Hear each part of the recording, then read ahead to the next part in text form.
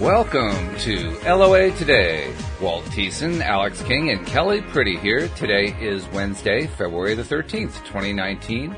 It's 8 a.m. in New York, 5 a.m. in Los Angeles, 1 p.m. in London, and Sydney, Australia is at 12 noon, or 12 midnight rather, excuse me.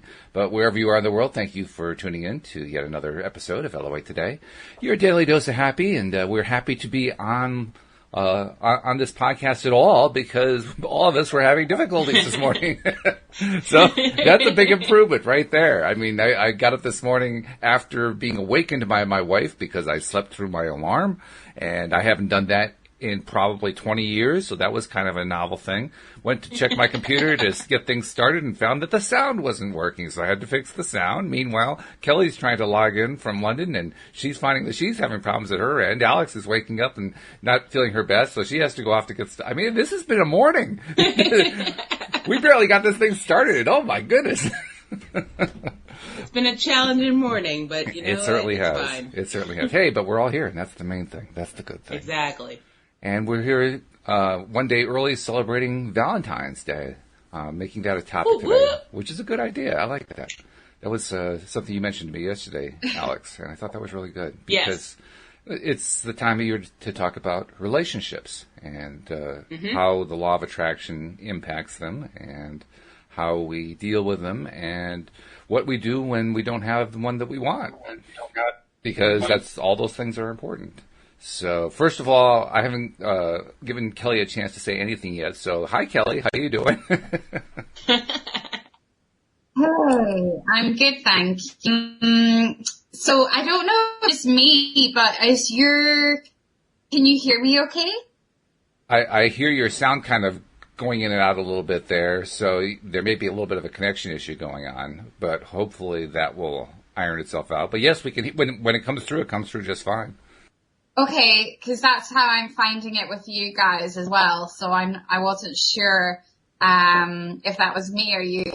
Yeah, it's probably. I'm sure it'll be fine. It's probably at your end, but it sounds like it's ironing itself out, which can often happen. Yeah. So I mean that's the main thing. So how have you been? Have you had a good week? Yeah, I'm good. Yeah, it's been good. I don't really know what to tell you. I've been out and about, I guess. I was in London yesterday, so that was nice. I don't get to go there very often with work. And yeah, just been super busy, so that's good. We have a listener. Had a good week. We have a listener who is logged on to the live stream named Simon who says that it's cold here in Lincoln, England. Is it cold where you are? Yeah, it's quite cold. It's sunny though and dry, which is nice. Okay. I don't think Lincoln's that warm for me. Oh, okay. Okay. I don't know. Well, you know better than I do. I really have no idea. I can tell you what stuff is in the States. After that, I'm kind of lost. But anyway, we're talking about relationships. Oh, no, sorry. No, on you go. Talk about relationships. Yeah, we're here to talk about relationships today. And a couple thoughts come to my mind. First, that it is Valentine's Day. And Valentine's Day can be a good day. If you're having a good relationship, that could be a great day. If you're not in a relationship or your relationship isn't going well, then it's not a nice day. And that could be the challenge because we're dealing with the day that is devoted to love, to expressing love. And if you're not in that good place for whatever reason, that can be a difficult thing. So I'm going to go to the relationship first. And Kelly, ask you to talk about what are the general strategies to deal with when you're not feeling it. Maybe because you don't have that special someone in your life. Maybe because the special someone you have, things aren't working well. What's the best strategy for dealing with it? I mean, when I was single, I think the best strategies for that, like, even if you're in a relationship or even if you're single, it's quite a commercial thing, right? It's not really, it's important to use it to show your loved one that you love them. But I also think that there's quite a lot of commercialism involved as well, where, companies and shops are trying to make a lot of money. So when I was single, it was about taking a step back and reminding myself, like, hold on a minute, is this really, really as challenging as I'm making it out to be? Because I used to be really, like, down on myself on Valentine's Day when I was single. I really didn't enjoy it. And when I started to like be conscious of the thoughts that I was having around it and realizing that actually I probably wasn't helping myself by being so negative and really dreading it and really like going into that place of anxiety, then I knew that I was creating a worse day than it needed to be. After a few years of being single, I kind of got into this place where I was like, right, how can I make this day a fun day? And somebody like messaged me even today saying, happy Valentine's Day, you know, like yes. like just making it more about like the love you have for your friends and all of that sort of stuff, I think could really, really help if you're single or if your relationship is maybe not going so well, then just using it as a day to reflect on, right, what is it that is making me unhappy? Where can I try and fix this? And I think just being really on top of your gratitude as well tomorrow is important. Like really focusing on the things that you can be grateful for in your life. Mm-hmm. Yes. So that is some starting point. No, that's a good starting point. That's really good. And I agree with you on that. In fact, I kind of overlooked the commercial side of it, but you're right. When I was single, for 20 odd years there, I just kept ignoring Valentine's Day. I did everything I could to just block it out and pretend it wasn't there. You know, just because any reminder of it was painful. It was uncomfortable. And it's just not a pleasant thing. I also like what you alluded to, that we need to spend time taking advantage of the reminder to focus on what we do want. I wish I had known that when I was single, because I never knew about law of attraction any of the time that I was single. I learned about LOA after I got married.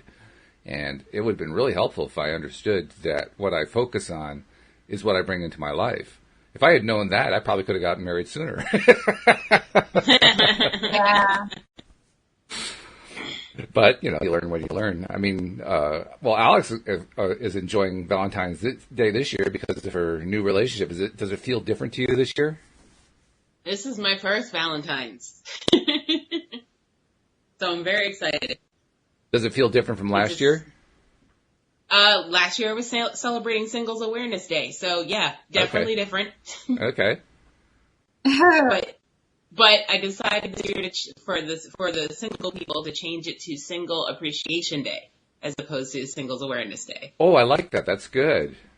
Yeah. Mm-hmm. Yeah, because people should be appreciated no matter what their marital status or their relationship status. Exactly. Yeah, that's good. I like that. Everyone should be celebrating Valentine's Day no matter what it is. That's a very good idea. Single Appreciation Day. That's good. The only thing I don't like about that is the acronym, but other than that, it's good. Well, that's how Singles Awareness Day started, because it was like Valentine's Day is a sad day. So. Oh, okay. Yeah. Now, if we can come up with words that replace GLAD, that would be good. I don't know how we do that. What would be the equivalent or something related? I don't know. We'll have to give some thoughts to that one. But yeah, we'll let that marinate. but I like the idea. I like the idea of appreciating, because appreciation is key. It's important. It's vitally important. And then the other thing I thought we could do today is talk about some of the more popular, shall we say? I'm not sure popular is the right word. The more common issues that people bring up regarding relationships, and see if we can address some of those. And once again, I'm going to go to our relationship expert here, Kelly, and ask you about probably the number one question that appears. And I think I actually heard your answer to this, but we'll do it again for Valentine's Day. How do I get my ex back? Which is, it's all over Facebook, it's all over the internet. How do you get your ex back? Yeah, that's a big one. A big, big one.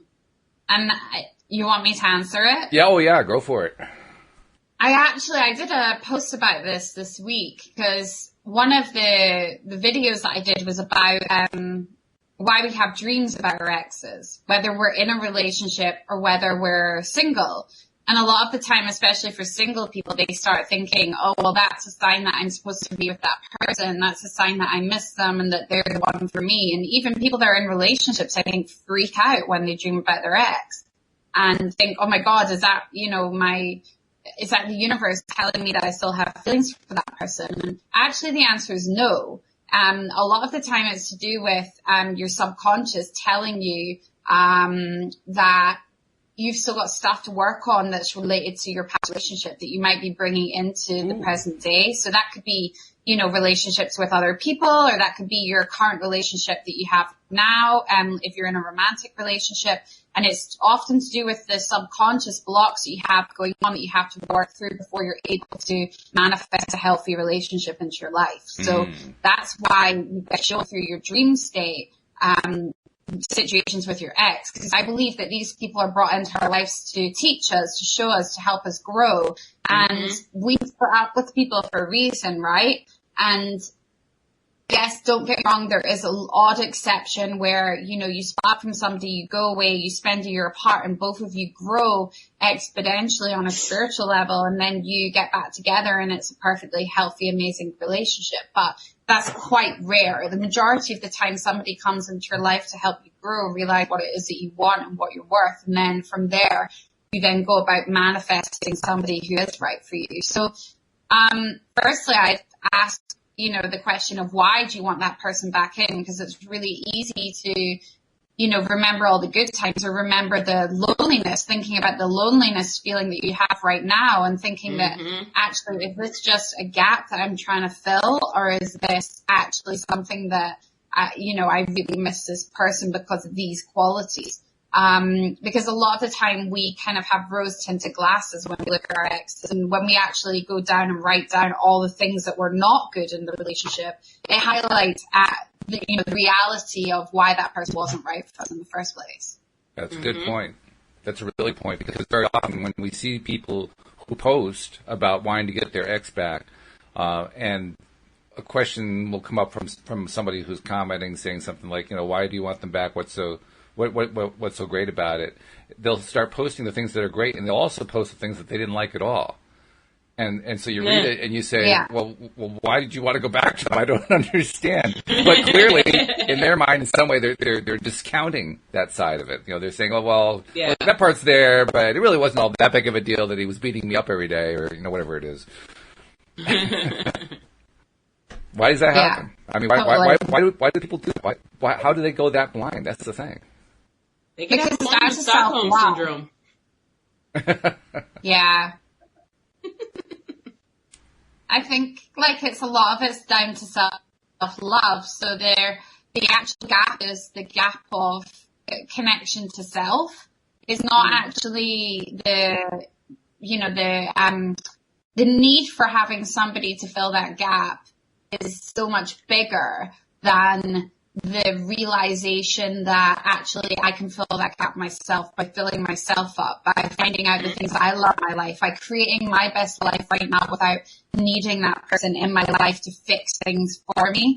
And a lot of people, because they're so used to reverting back to that whole needing someone to fix them, then they don't realize it. It's just down to not knowing, oh, this is what I'm doing right now. I didn't even realize I was doing that.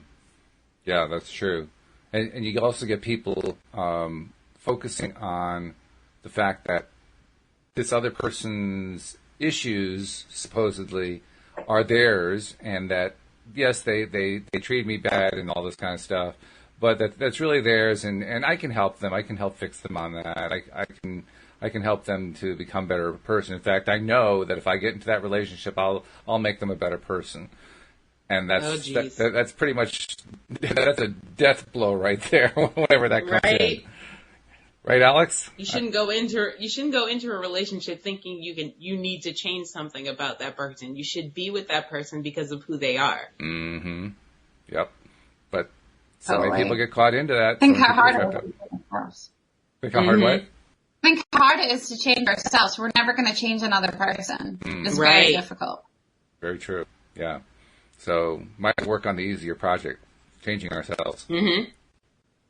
Yeah. It's all about, we were talking about yesterday about being independently happy before you try to make other people happy. Yes, exactly. Now, when it comes to attracting somebody, you're not in a relationship right now, and you're looking for somebody. One thing that comes up a lot, and it's actually something I've been kind of playing into with Leo and putting together to promote a workshop in my area, is the idea of making lists. Making a list of all of the characteristics of that ideal mate, And I was wondering, is that something that you ever suggest in your coaching practice, and what kinds of results do you see from that, Kelly? Yeah, so I always get people to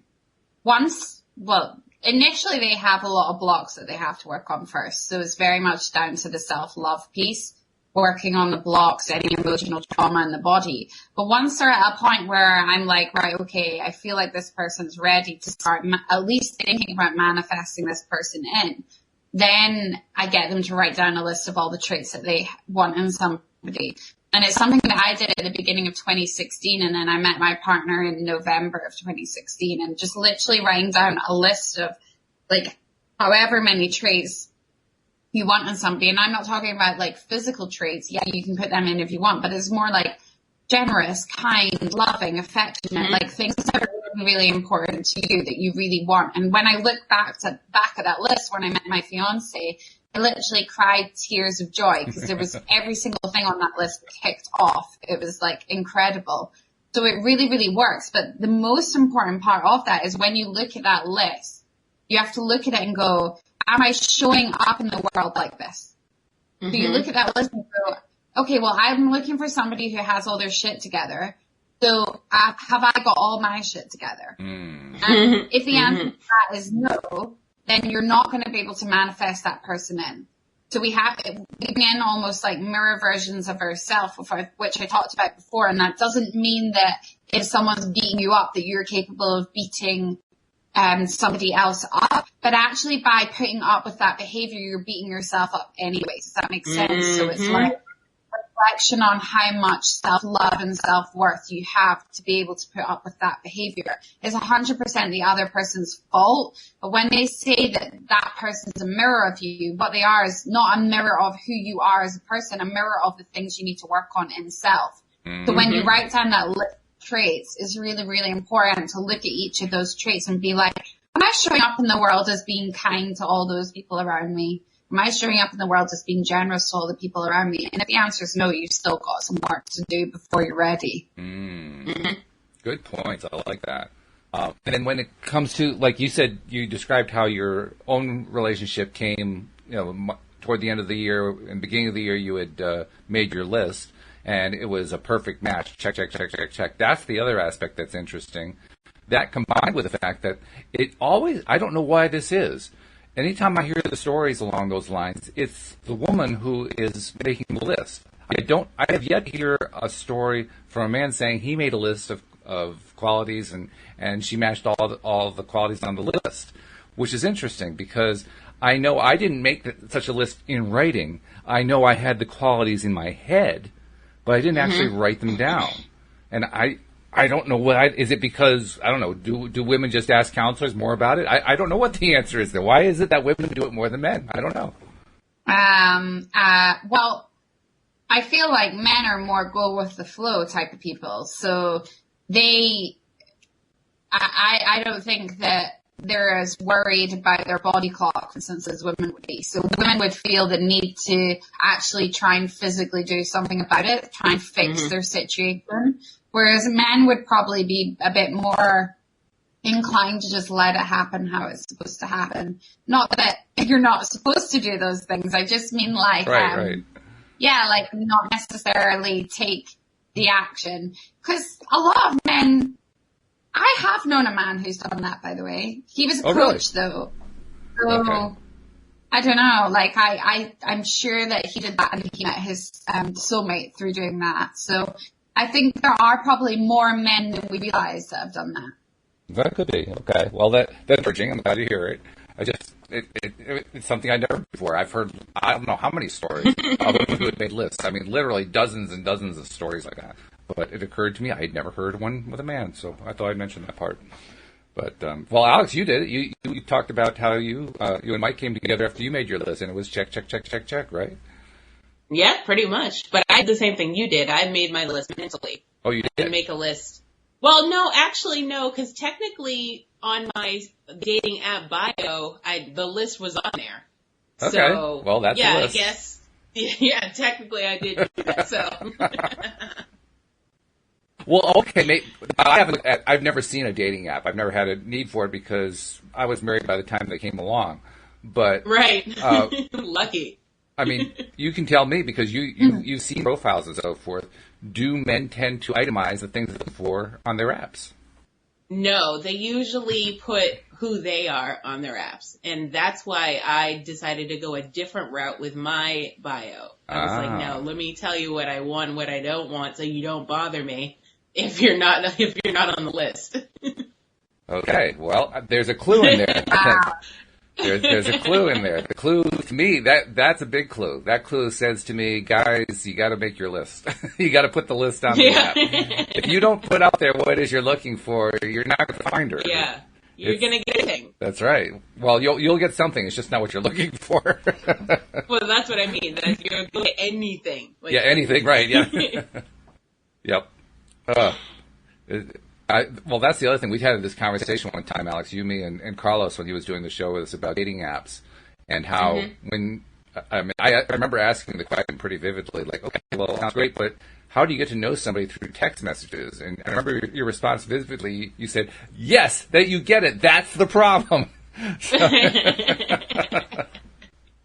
That is the problem. Yeah. That is our world today. Nobody calls anymore. Everybody likes to text message.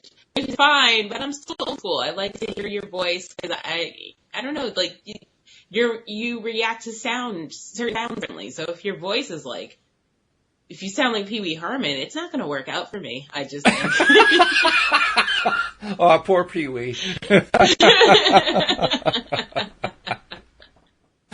Oh, that's funny.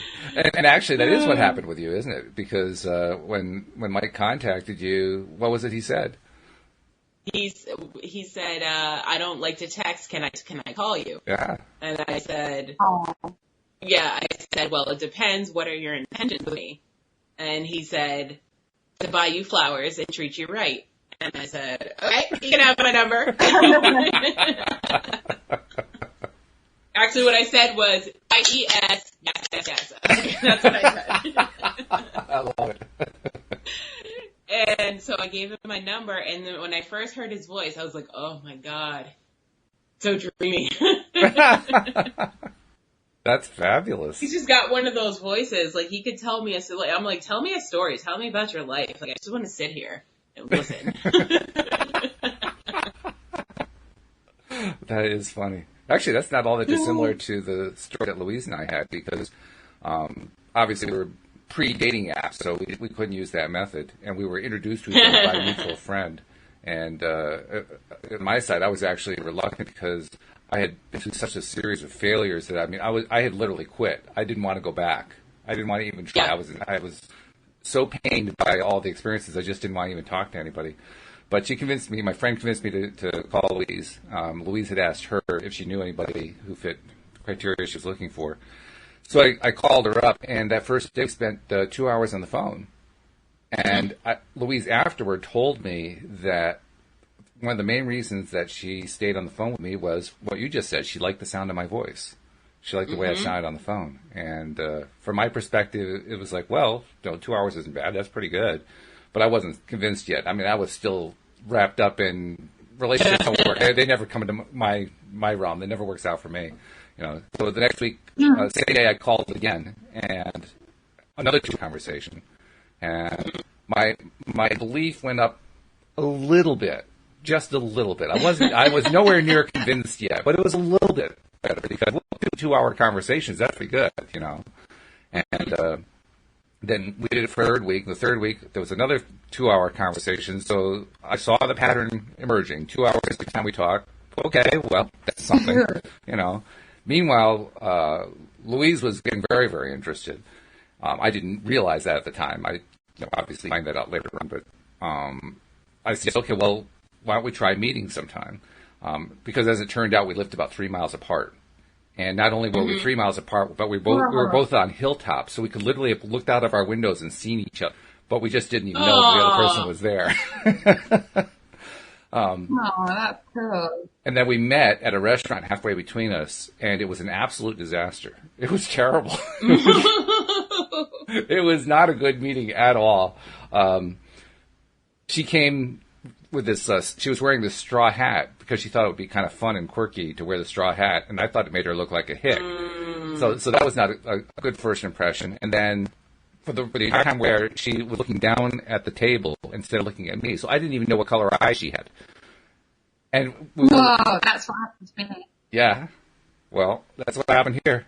And we walked out of the restaurant, and I'm not the kind of guy who will tell you I'll call you unless it's really, really true. So I said, well, thank you very much, and good luck. And I didn't know what to say because I really didn't think I was going to call her. I thought that was it. Not good luck. I still can't remember exactly what I said, but it was not, I will call you. It was something else, a little bit more polite than that. And then that same night, there was a party being held by the woman who had introduced us to each other. Because her birthday and my birthday and another woman's birthday were all within a few days of each other. So this was like a giant birthday party for all of us.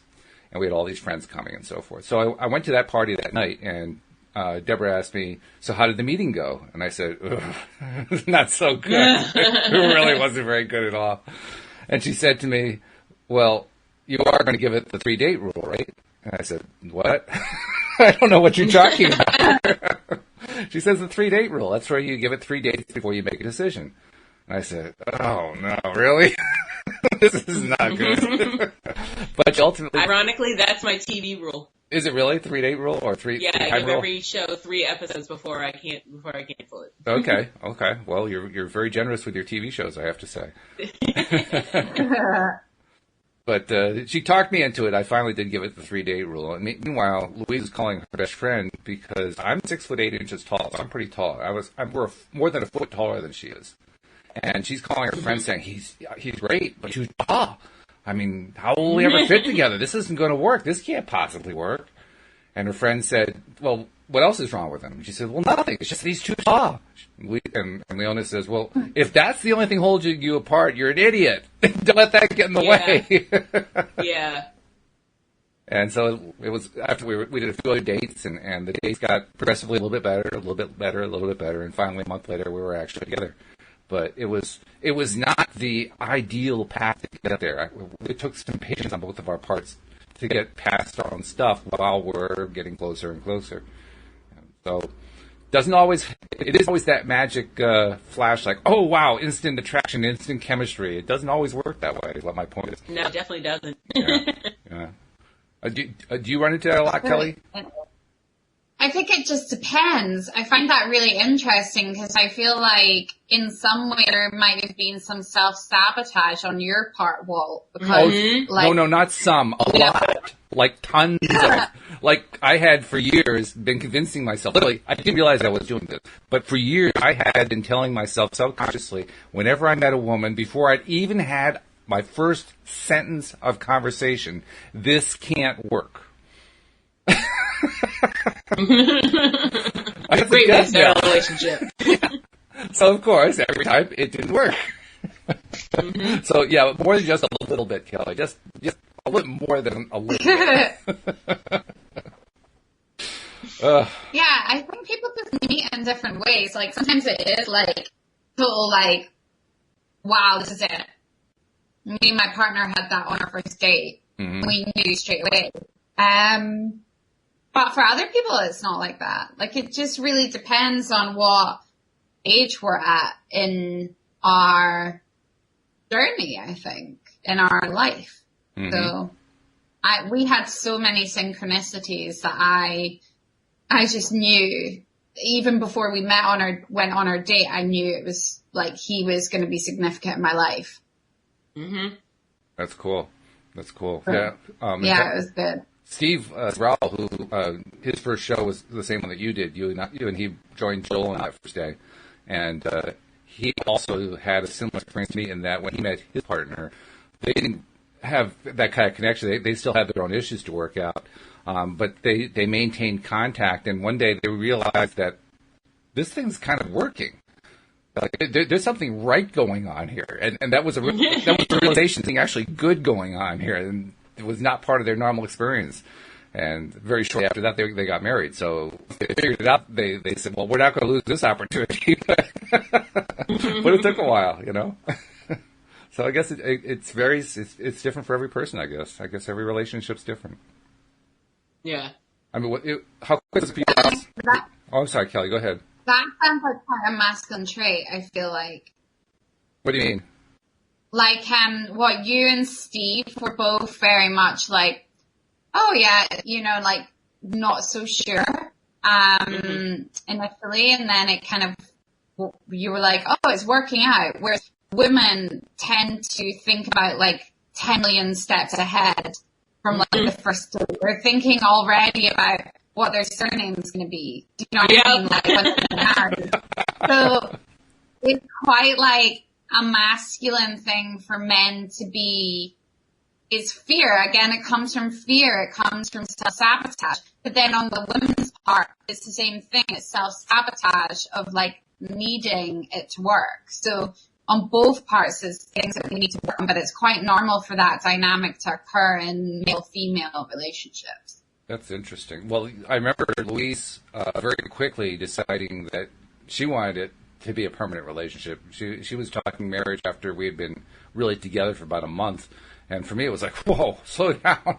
I'm not sure yet. I got to know. I mean, that's not against the idea, but I want to have a little time here, please.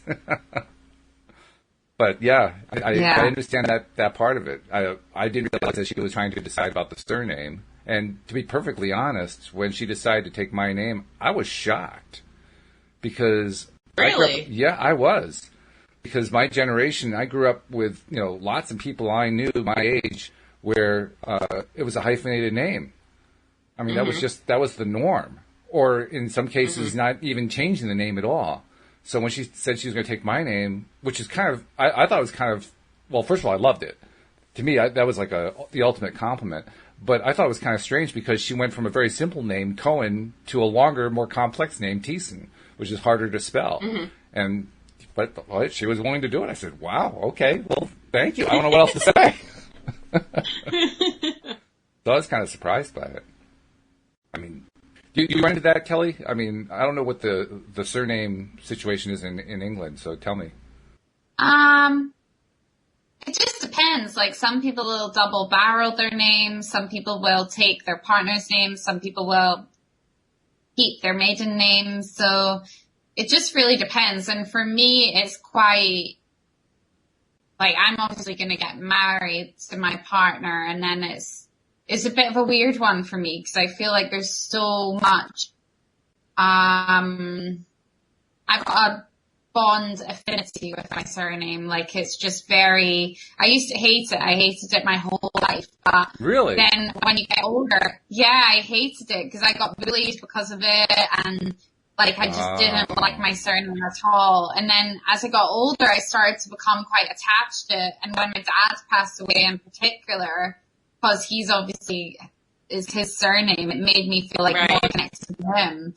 So I feel weird about giving up my surname, but I think I probably will. My partner's surname's King, so it's quite a nice one, Kelly King. That's awesome. I love that. Welcome to the group.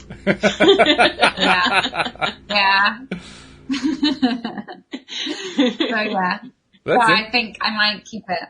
That's interesting, though, King. because, I mean, when I saw your surname, Kelly, you know what my first reaction was? I wondered if that was your stage name. I didn't. Me too. Yeah. I did too. It didn't occur to me it would actually be your given name. That funny. Would be really arrogant, though, wouldn't it? Well, I suppose it would. But well, either that or extremely self-confident, one or the other. Yeah, I have to kind of say to people, usually, that no, it's my real name. I didn't choose it. My brother's got the same name as me. So obviously not first name. That would be a bit confusing. That would actually be much more of a burden for a boy than for a girl, I would think. Yeah, he pulls it off. He quite likes it. I feel like girls like it. So he's single in LA, so he's not complaining. Okay. Well, that's true. I guess as you get older, it becomes more of a benefit, doesn't it? Never occurred to me that would be the case, but yeah, I guess so. Sure. I remember the first time my wife suggested to me that there was a particular shirt she saw that we were shopping one time. And, of course, in general, for me, it's hard to find anything in a store because nothing fits me.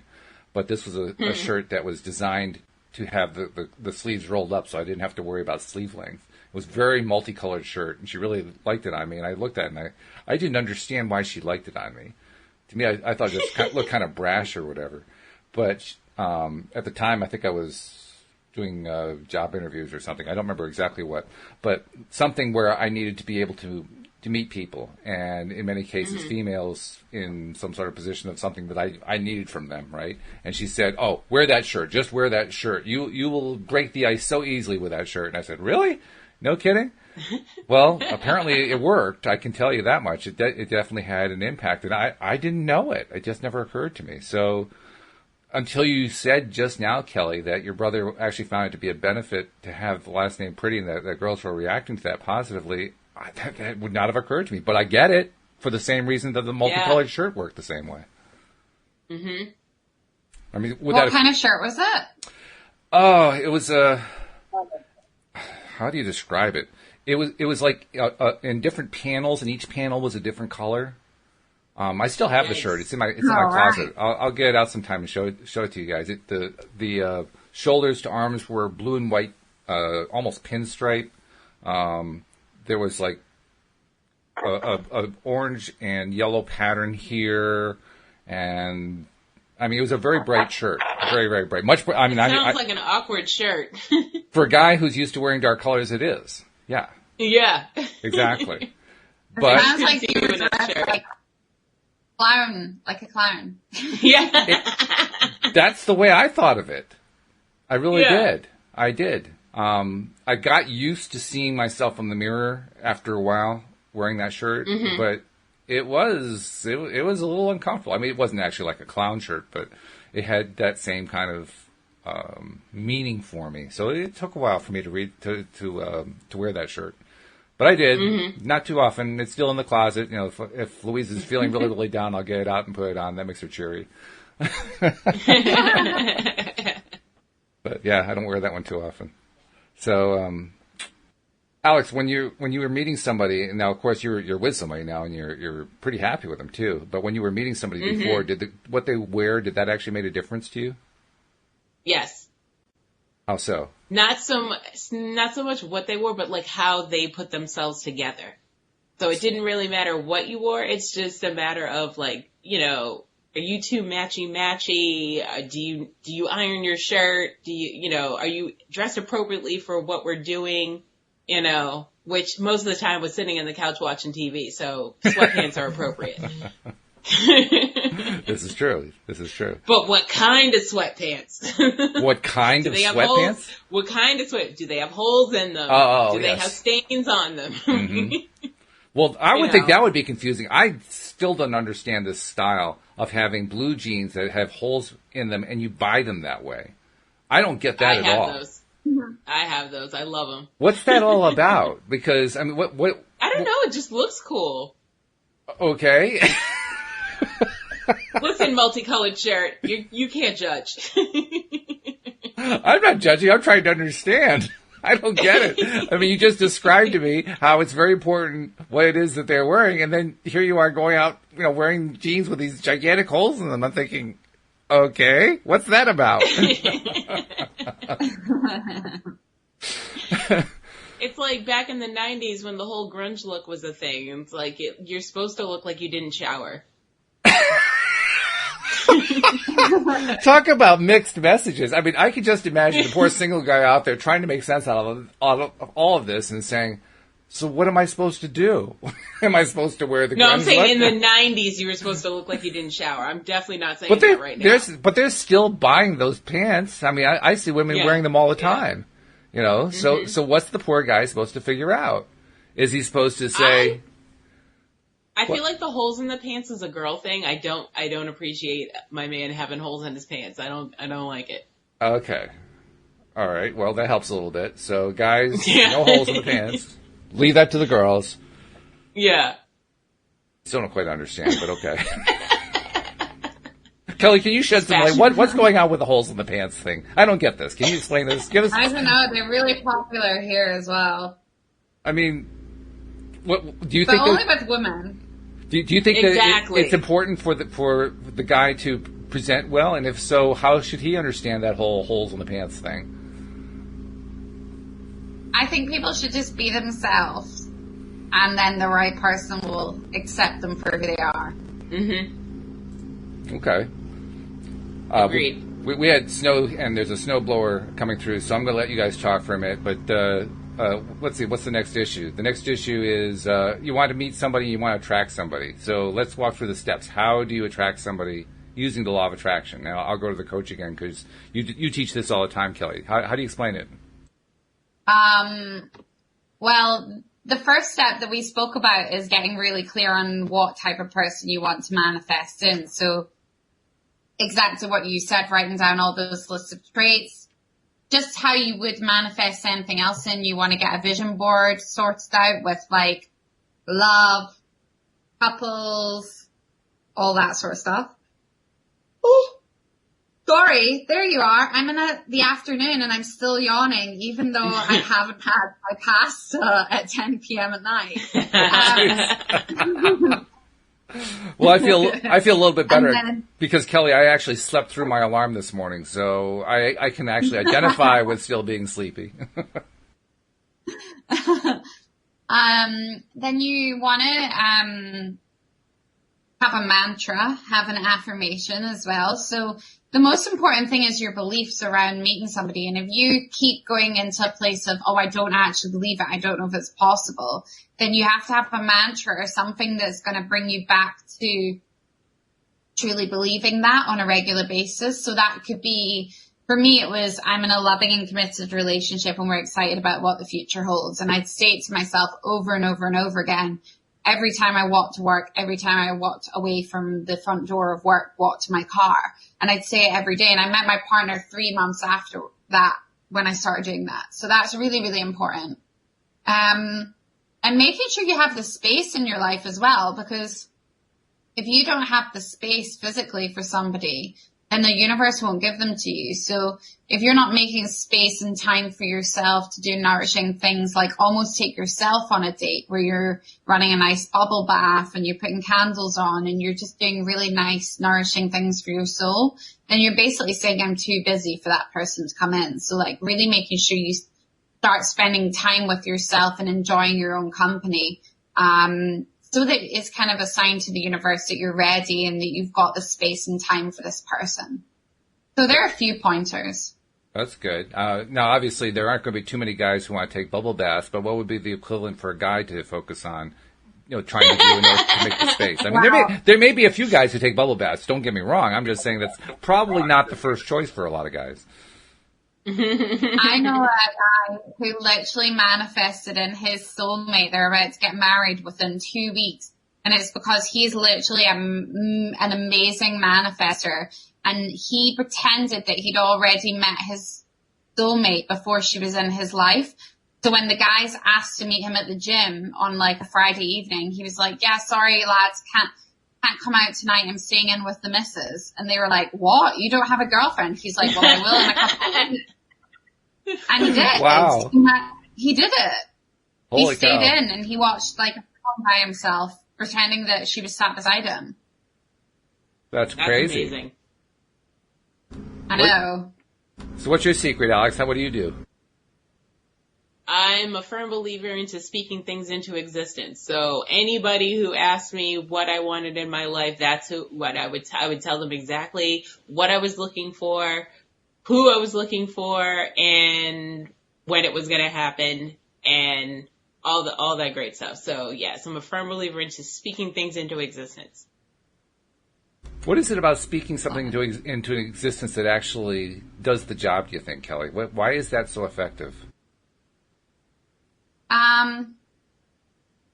Well, there's so much energy behind the words that we use. So I feel like if Alyx has been speaking into existence, having met somebody, then it's almost like you're matching the universal vibration of already having it and already having that person in your life. So it's almost like faking it before you make it, I suppose. Mm-hmm. And that's why clarity of what it is that you want is the most important thing, because until you actually know what you want, you can't speak it into existence.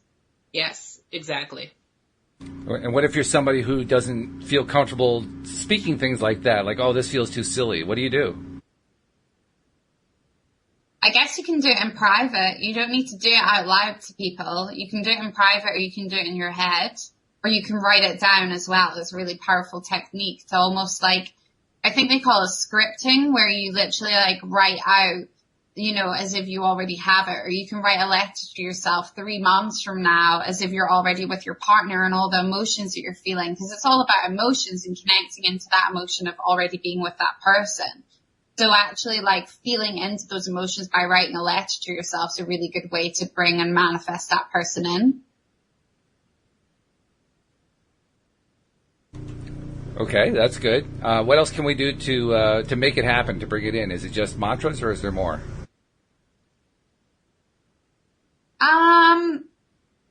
Well, all this kind of regular manifesting stuff, I think. And then what I said before about how are you showing up in the world? Do you have space in your life for that person? Have you got space in your wardrobe for them? Are you connecting in and visualizing every day with having them already in your life?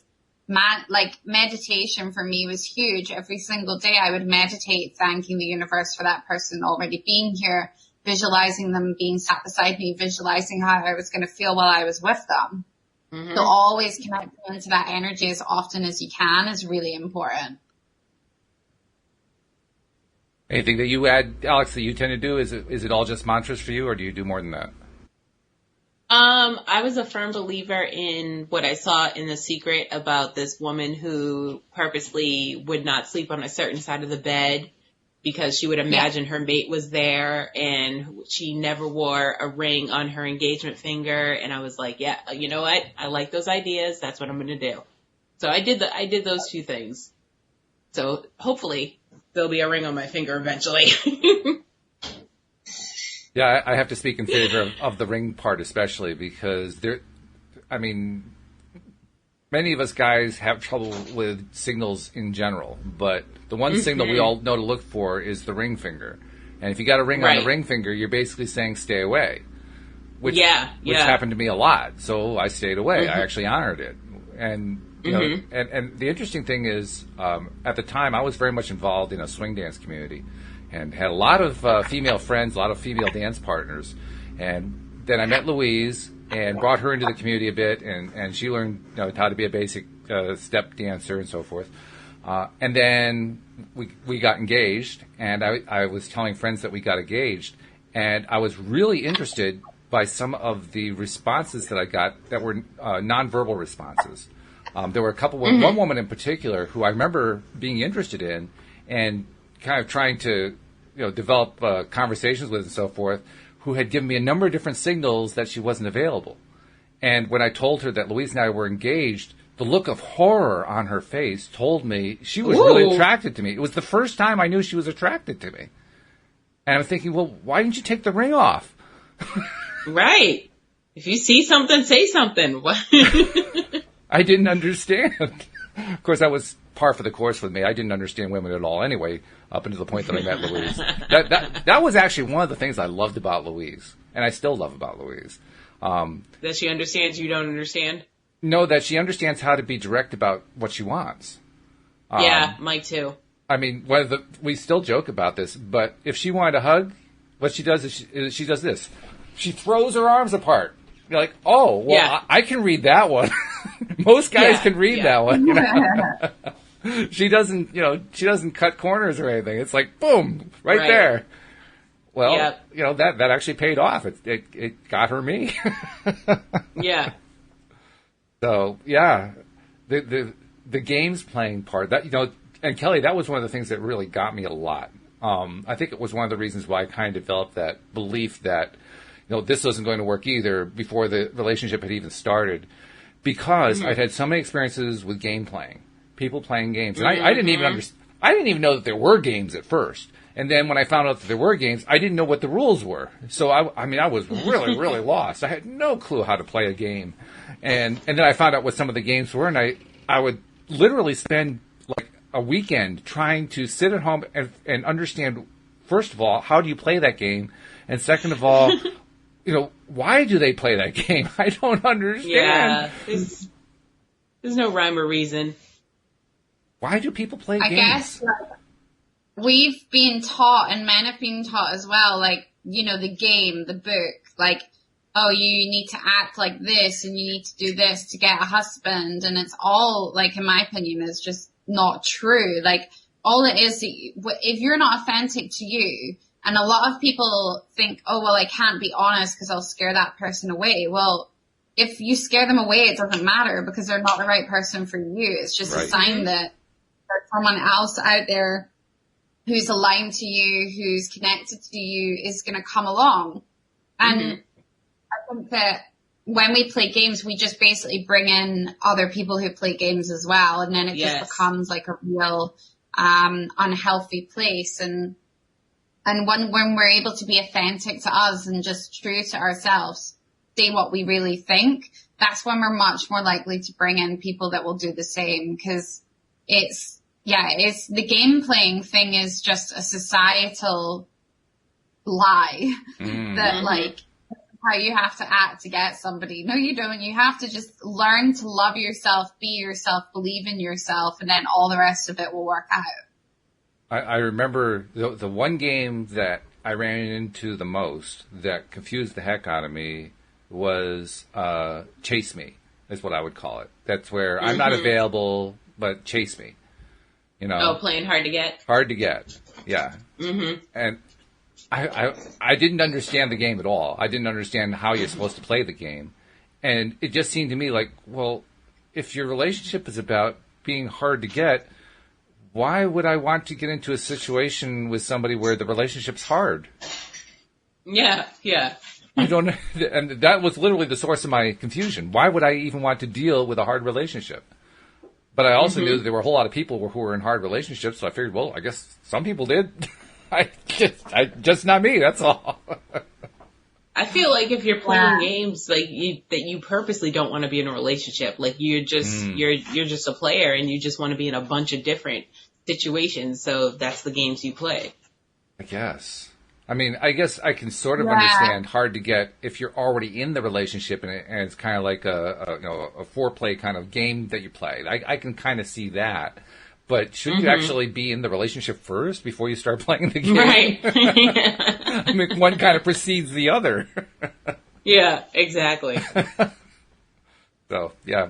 I mean, I'm married, and I'm married 20 years this year, and I can tell you quite honestly, I still don't understand the games, and I wish somebody had given me a rule book, but fortunately, I don't have to play games anymore, and that's a good thing. Thank goodness. I think that the game playing is just being fed to us as being like, because women think that if I play games, it shows that, I'm not clingy or I don't like him as much as he likes me, and it's just all not true, and it's not the right way to try and bring in an authentic relationship. So, yeah, the game playing thing is big. I mean, it's something women really struggle with, because we're told that is the way that you get a guy. That is the way you get a guy who's a player, and then as soon as you've fallen for them, they run a mile. Yeah. Yep. Because it's all a game to them. So you've just created a relationship with the game. So if you have been taught to be a game player, and that's what you know about how to get a guy, how do you change your behavior? How do you change the mentality away from being a game player? I think it comes down to authenticity and just like being you. But a lot of people have got huge blocks in terms of actually being connected in with their truth and who they actually are. They've got like this bravado, and this, for women, quite a lot of the time they can be so in their masculine that they don't even know who they truly are in their nature. So I would start with meditation, because meditation is one thing that's going to bring you back to actually connecting with your true self. And then the more that you meditate, the more that you're able to kind of connect in with that. And then you start to understand who you truly are and your authenticity. So, once we're able to do that, we can work on the self-love and self-love affirmations. And then it's kind of just a build up from there, but it's not a quick fix. And that's why, like, day, I've given you some pointers in terms of manifestation, but manifestation's this small a part of actually manifesting in your partner. There's so much work you need to do on the lead up to it to release emotional trauma from childhood, to release any blocks that are there around self-love. Because until you've done that, you just bring in people that and then you self-sabotage. Or you bring in people that aren't the right people. Right. That makes so much sense because, and Abraham talks about that. If you don't actually work on yourself and you leave one relationship because it's not working out, you're bringing yourself with you and you get the same relationship the next time around. And so you end up developing that pattern, right? Exactly. Yeah.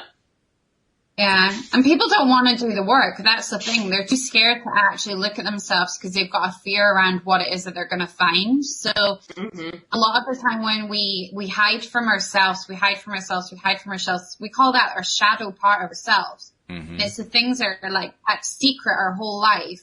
Maybe like something that we've done or something that someone's done to us or experience that we've had or thought that we've had or the way we've treated somebody. And then we hide it from ourselves. We're so scared of looking back at that specific situation, but that's one thing that we need to do to heal ourselves.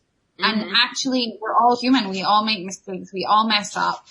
Things happen, and sometimes it's really tough. But once we can come to a place of love and acceptance for all the really tough times, and then we realize that's what actually got us to where we are now, that's what actually led us to become the person we are today, that's when real healing starts. And do you find that when people are facing that difficulty that, oh, geez, I really don't want to have to go through all that stuff because it just brings up more stuff. I saw somebody post about that just yesterday, and I responded to her essentially, well, it's perfectly understandable. Now you have a choice. Do you want to continue to experience having that in the background and not getting what you want, or are you willing to actually delve into it? That's the choice you have to make. But that apparently is a tough choice for people to make, isn't it? Yeah, I think so. But is it really a tough choice? Because all that happens is the universe just keeps highlighting to us for the rest of our life until we actually face it. You're not going to get away from it. You might get away from it for another 4 years, and then you get another lesson on your doorstep that's shining a light on the part of yourself that you're refusing to look at. And it will continue your whole life. And yeah, you might be able to get through life and not ever look at it, but you'll never be able to create a healthy, long-lasting relationship with another human being. You'll never be able to truly love and accept yourself. And that, to me, is the most important, fundamental thing, is the loving yourself. And not just relationships, because it's also going to be for your career. It's going to be true there. It's going to be true for manifesting money. It's going to be true for your health. It's going to be true for your friendships, for your family relationships. I mean, they're all going to continue to be the problem. Yeah. Health is massive. People don't really see the link between self-love and health. Like, the thoughts we have about ourselves actually physically have been scientifically proven to affect our immune system in a positive or negative way. Right. So it's so important that we're able to work on this stuff because, you know, I really believe that like cancer and other diseases like that is quite a lot of it's linked to the beliefs that we have around ourselves and the subconscious blocks that we have in place. Yeah, that makes sense. Well, this has been a good conversation, a good discussion, so thank you, ladies. Kelly, before we leave, how does somebody reach out to you if they're looking for a little private coaching? Because obviously you do that for a living, so we should really let people know how to reach you. Yeah, sure. They can reach out to me. My website's www.kellypretty.me. Or they can follow me on Instagram. I'm on there as Kelly_pretty, or reach out to me on Facebook. But if you reach out to me on Facebook, make sure to drop me a direct message. That's the best way. Okay. So a little word to the wise there. That's a good thing. So Kelly, thank you so much for joining us. We look forward to talking to you next week. And Alyx, I'll be talking to you on Friday morning. Yep. So thank you all, ladies. Thank you. All right. We'll see you all next time here on LOA Today. Goodbye, everybody.